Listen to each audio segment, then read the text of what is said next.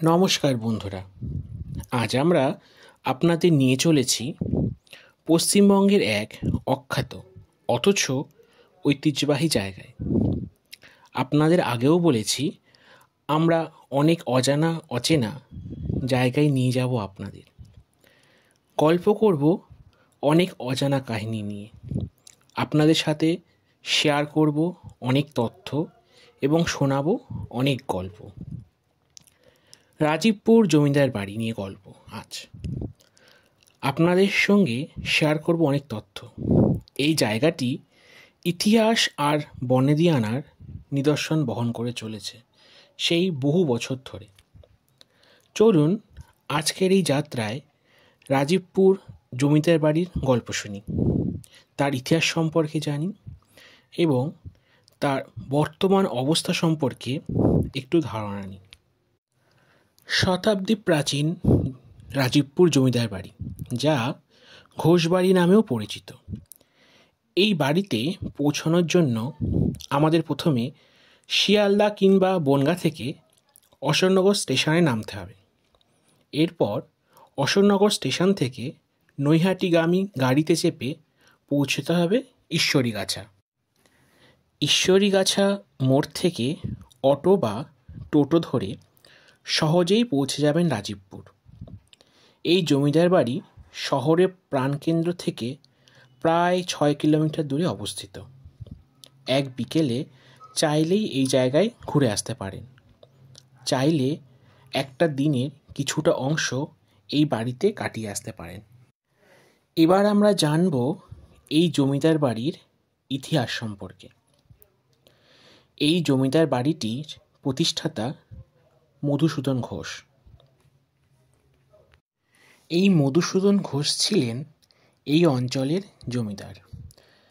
আপনারা ভিডিওটিতে এখন বাড়ির যে অংশটি দেখতে পাচ্ছেন সেটি হলো এই বাড়ির মন্দির, দুর্গা মন্দির, যা আজ ভগ্নপ্রায় অবস্থায় পড়ে আছে। এই জায়গায় উঠতে গেলে এখনও পরিবারের লোকজন সবাইকে জুতো খুলে উঠতে বলেন। সুখাবতী নদীর তীরে তিনি এই প্রাসাদসম বাড়িটি প্রতিষ্ঠা করেন। বাড়িটি অযত্নে থাকার কারণে আস্তে আস্তে অন্যান্য প্রাচীন বাড়িগুলোর মতোই হারিয়ে যাচ্ছে কালের গর্ভে। এই মূল বাড়ির পাশাপাশি বাড়ির সঙ্গে তিনি নির্মাণ করেন ঠাকুর দালান ও নাট মন্দির, যা আজ ধ্বংসপ্রাপ্ত অবস্থায় পড়ে আছে। তবুও এর স্থাপত্যশৈলী আজও অতীতের জমিদারি সংস্কৃতির সাক্ষী। ঘোষ বংশের পরবর্তী প্রজন্ম এখনও মহলের একটি অংশ ব্যবহার করেন, তবে বাড়ির অন্য একটি অংশ শরিকি ঝামেলায় বিক্রি হয়ে গেছে। আপনারা দেখতে থাকুন রাজীবপুর জমিদার বাড়ি, তার বর্তমান অবস্থা।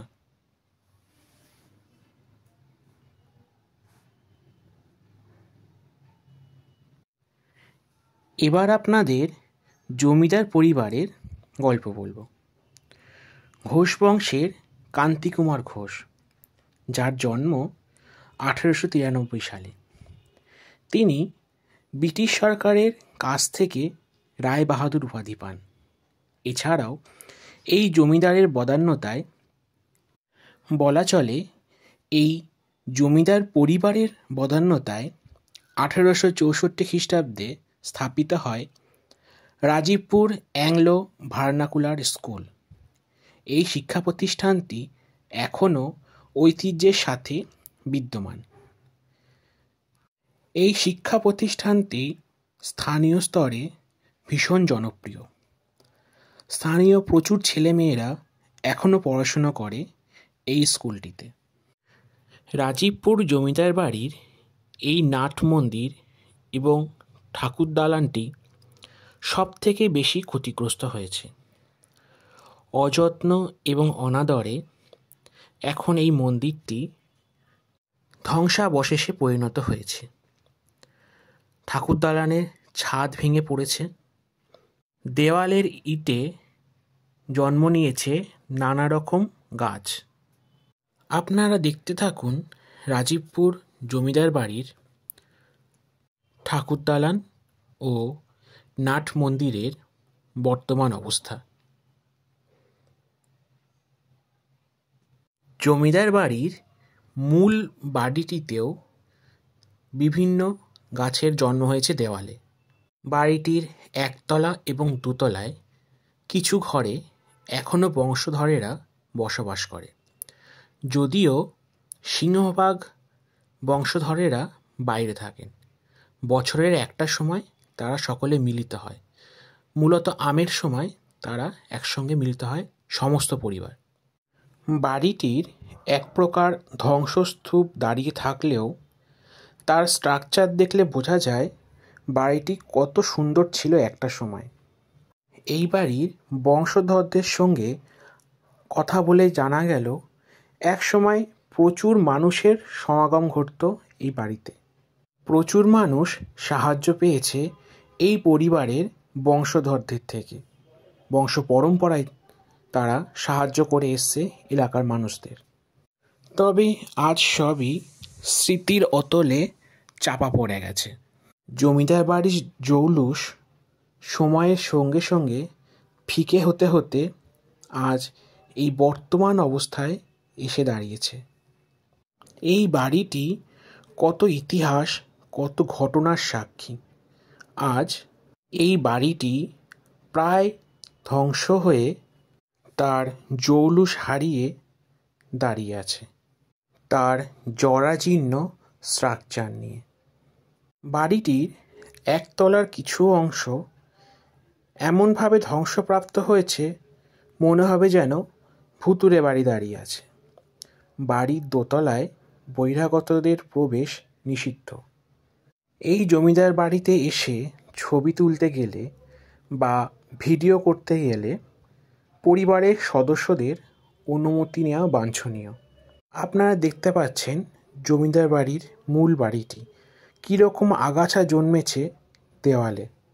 বাড়িটি আর কিছু বছর এই অবস্থায় থাকলে, এর কোনো সংস্কার না করলে এই বাড়িটি আর বাসযোগ্য থাকবে না। আমরা এবার প্রবেশ করছি বাড়িটির আরেকটি অংশে। ধীরে ধীরে আমরা দেখব ভিতরের কী অবস্থা এই বাড়িটির। বাড়িটির দেওয়ালের অধিকাংশ প্লাস্টার খসে পড়েছে। ছাদের অবস্থাও সঙ্গীন, যদিও এখনও খড়িকাঠগুলো অক্ষত অবস্থাতেই আছে, তবুও ছাদের অবস্থাও খুব খারাপ। বাড়ির এই দিকের অংশটি এখন খুব একটা ব্যবহার করা হয় না। এই অংশটি যে শরিকের ভাগে পড়েছে তারা বাইরে থাকে, বছরে একবারই তারা আসে এখানে, ফলে এই জরাজীর্ণ অবস্থা এই অংশটির। এই অংশে একটি গুপ্ত ঘরও লক্ষ্য করা যায়, তার দরজা দেখতে পাওয়া যাচ্ছে। আপনারা দেখতে থাকুন রাজীবপুর জমিদার বাড়ি। রাজীবপুর জনপদ একসময় সুখাবতী নদীর তীরে বিকশিত হয়েছিল। তবে জলপথ নির্ভর বাণিজ্য ব্যবস্থা হারিয়ে যাওয়ার পর এই জায়গা ধীরে ধীরে স্মৃতির আড়ালে চলে যায়। গ্রামবাসীরা দাবি করেন যে সুখাবতী নদী আসলে সরস্বতী নদীর অংশ। বাড়িটিতে আসলে আপনার মন ছুঁয়ে যাবে। বাড়িতে রয়েছে প্রাচীন কিছু যন্ত্রপাতি, যার ব্যবহার আমাদের কাছে অজানা। রাজীবপুরে অবস্থিত কালী মন্দিরটিও একটি অনন্য ইতিহাস রয়েছে। জনশ্রুতি অনুযায়ী মন্মথ ব্যাধ স্বপ্নাদেশে কালীমাকে এনে এই কুটিরে স্থাপন করেন। মন্দিরের পিছনেই রয়েছে হিন্দু কবরস্থান।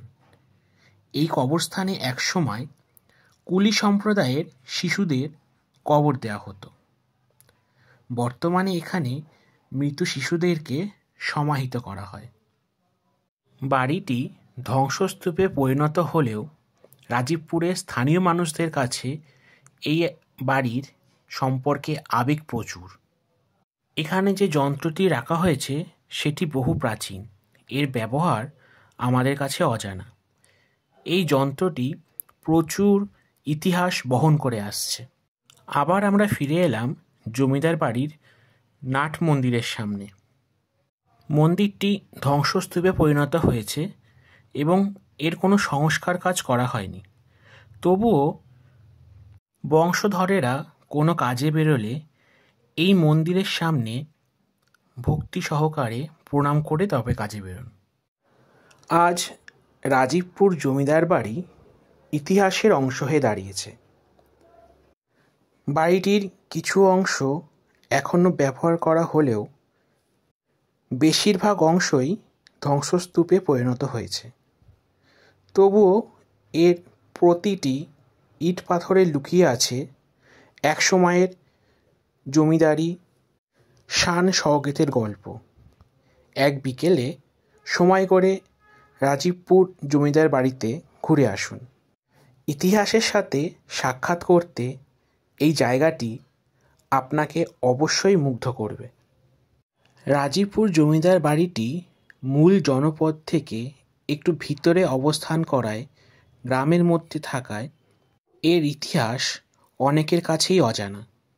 আপনারা দেখতে থাকুন রাজীবপুর জমিদার বাড়ি। এরপর আমরা ধীরে ধীরে এই বাড়ির অন্য দিকগুলোতে যাওয়ারও চেষ্টা করব। এই বাড়ির অন্দরমহলে যাওয়ার বিধিনিষেধ রয়েছে, তবে বাড়ির বাইরের অংশ ঘুরে দেখা যেতেই পারে। আপনারা দেখতে থাকুন। আমরা চলে এসেছি বাড়িটির অন্য এক সাইডে। বাড়িটি অনেকটা এলাকা জুড়ে স্থাপিত। বাড়িটির এই অংশটি অন্যান্য অংশ থেকে অনেক ভালো অবস্থায় রয়েছে। রাজীবপুরের মূল রাস্তার ধারেই অবস্থিত এই বাড়িটি। যারা পুরনো বাড়ি ও স্থাপত্য দেখতে পছন্দ করেন তাদের খুব ভালো লাগবে এই বাড়িটি।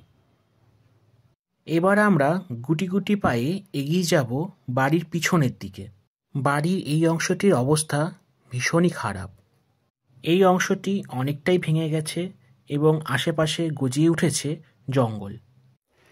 এই জঙ্গলের পাশ দিয়ে হেঁটে গেলেই বাড়ির ঠিক পিছনেই দেখা যাবে একটি পুকুর। পুকুরটিও এই পরিবারেরই সম্পত্তি। আজ আমরা আমাদের অভিযানের প্রায় শেষের দিকে চলে এসেছি।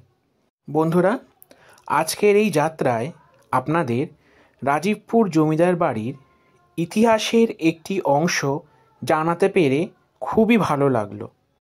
আপনারা যদি এই জমিদার বাড়িতে কখনো এসে থাকেন তাহলে আপনার অভিজ্ঞতা আমাদের কমেন্টে জানাতে ভুলবেন না। ভিডিওটি ভালো লাগলে লাইক, শেয়ার এবং সাবস্ক্রাইব করতে ভুলবেন না। পরবর্তী ভ্রমণ গন্তব্যে আবার দেখা হবে। ততক্ষণ পর্যন্ত সকলে ভালো থাকুন, সুস্থ থাকুন, আমাদের ভিডিওগুলি দেখতে থাকুন। নমস্কার, টাটা, বাই বাই। দেখা হচ্ছে আবার।